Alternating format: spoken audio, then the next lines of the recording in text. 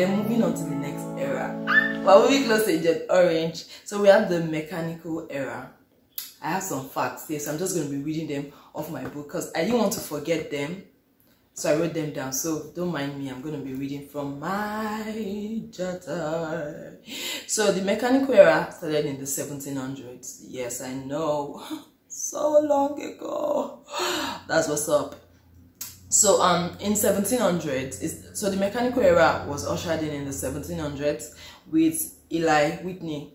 Eli Whitney invented cotton gin, G-I-N, cotton, C-O-T-T-O-N, you know. So let me just run you through some figures or some facts rather. In 1834, Cyrus McCormick invented the ripper. So there's the ripper that's used on the farm. It's like the beginning of use of mechanical tools. So mechanical era is just basically the beginning of the use of mechanical tools, just to ease the work, make work more efficient, save time, you know, help them. And then at the beginning of like as at the mechanical era, people were now beginning to farm big lands and all that. So in the 1834, in the year 1834, Cyrus McCormick invented the ripper.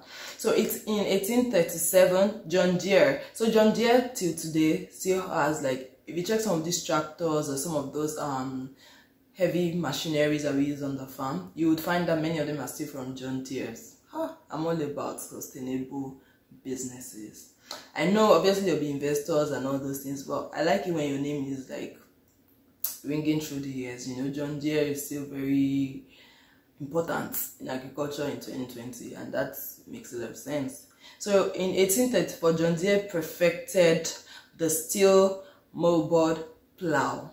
Yeah, the first perfect mobile plow. Yeah, that was in 1837.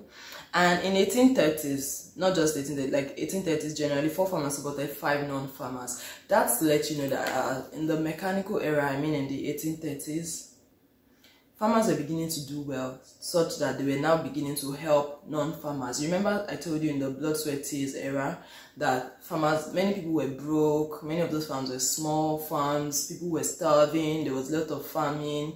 I think it's called famine.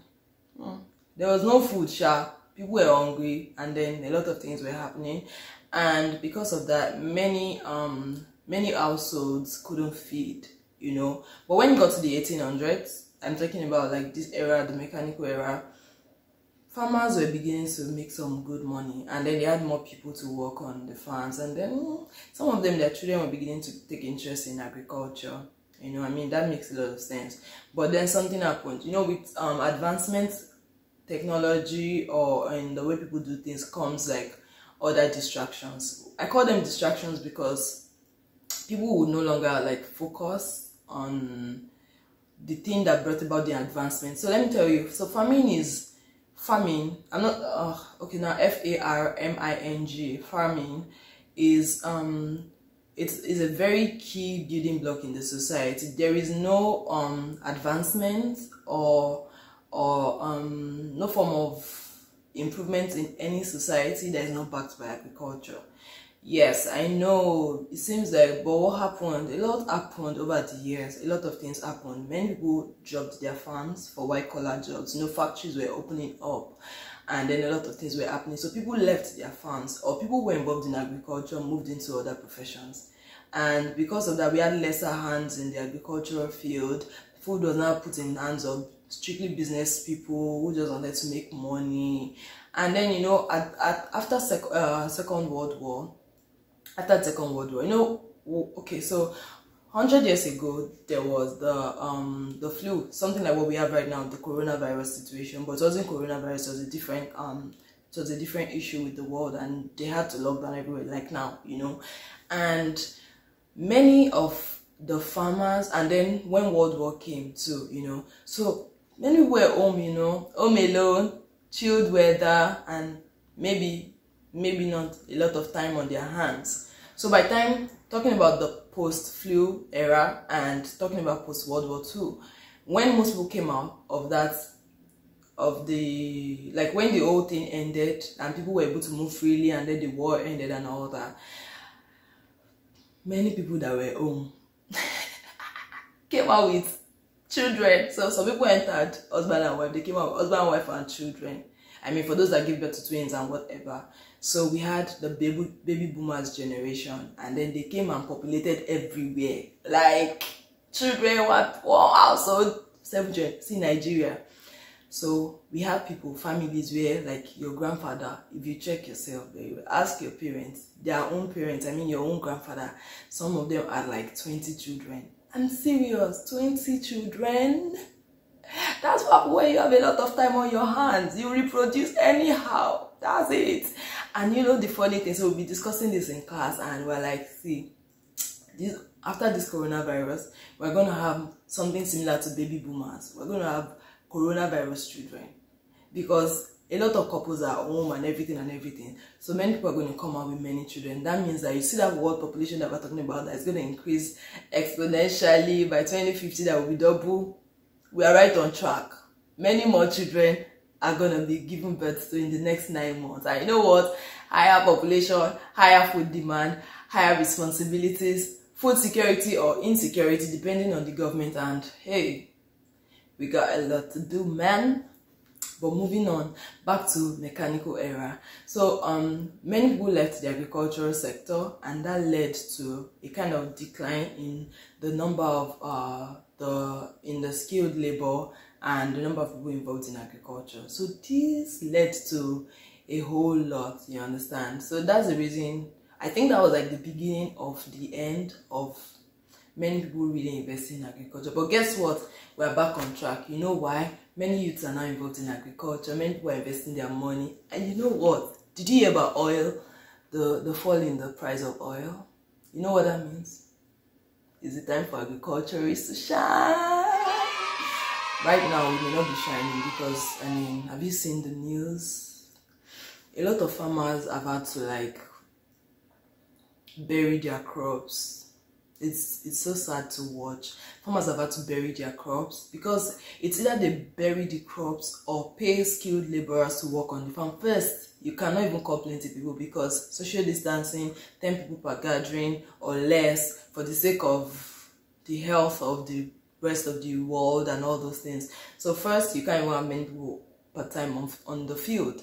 Secondly, you're going to have to pay these people. Imagine no income, but you have to pay money to people to come work. And then they finish harvesting, there is no hope for the restaurants or your customers or those people who purchase your goods on a regular. There's no assurance that they're going to buy, you understand? Because some of these restaurants are also closed. And some of, for example, the grocery stores that have your produce have not sold it because people are not really coming to buy it because they're staying home and staying safe. So there's really no hope. So farmers right now are now faced with the choice of either throwing the crops away or paying people to harvest them and not be able to sell them, and they run into a much more loss and then still not get their money. Or, you know, it's really a tedious time for farmers. If you know farmers in your community, your friends that planted before this whole COVID-19 situation, please reach out to them. Their mental health is suffering right now. Their mental health are suffering. You get the gist. Reach out to farmers. Talk to people who have invested in agriculture. Yeah, they may not make a lot right now, but their season is coming. I'd say I can feel it. Farmers are gonna be rich very soon. Maybe this year, I don't know. The year has not ended. This 2020 needs to vamoose a big. But on a lighter note, agriculture is booming back. Like agriculture, this is the comeback of agriculture. If you don't have money to invest in agriculture, get ready to work hard to put your money in agriculture, because agriculture is where every country is looking at right now to help regain the stability or boost their economy. So this is the time for farmers. Not now as in right now, but we're getting there. So moving on. So I'm moving to the chemical era. That's the word I like the most. So let me tell you some facts before I give you the gist. So this is where I discuss Agent Orange. So Haber-Bosch process. Okay. So it was in the chemical era that the Haber-Bosch process was perfected. Artificial nitrogen process and ammonia was produced. So in this chemical era is in the 1930s, from say 1920 and beyond. So in the 1930s, 31, 32, and so and so, hybrid corn was made available. So hybrid corn is a form of corn that has been worked upon genetically, such that maybe for sweetness, like a couple of things have been edited. Sweeter taste, depends on what you want and depends on the company, you know. So these would have like resistant to diseases, sweeter taste compared to normal regular corn, you know, or open field corns or open pollinated or no, open field corns. So the hybrid corns will have like the hybrid corn seeds will have, depending on what they worked on, the gene has been modified, but it's not. I don't know if I can. Let me not say this so that I won't be quoted for saying what is not true, because I can't categorically I cannot give you the facts about what I was going to say, so I'd rather skip it. But this hybrid corn has been worked upon to have maybe increased yields, yellow, maybe for it to be yellow instead of white corn, better taste, resistant to diseases and all those things. So it was first made available in 1930s. Then in the 1940s, pesticides were developed. So pesticides were first used to ward off pests. Hey, I was going to say pesticide. So pesticides are used for warding off or killing pests, and they were first developed in the 1940s. In 1942, 2,4-D was first synthesized. Hey, not until the late 1940s when it was discovered for herbicide use. But let me tell you about 2,4,5-T. So there's a chemical which was discovered in 1945, and it's the 2,4,5-T. So it's also called bush killer.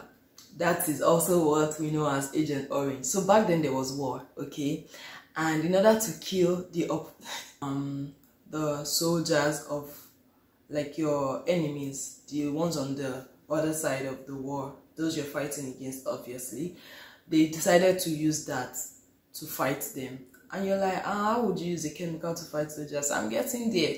So some soldiers, soldiers will hide behind bushes, take their enemies unawares. Yeah, but the enemies refuse to be caught on fresh, because that's how stars do. Guess what they did? They labeled the entire bush with Agent Orange.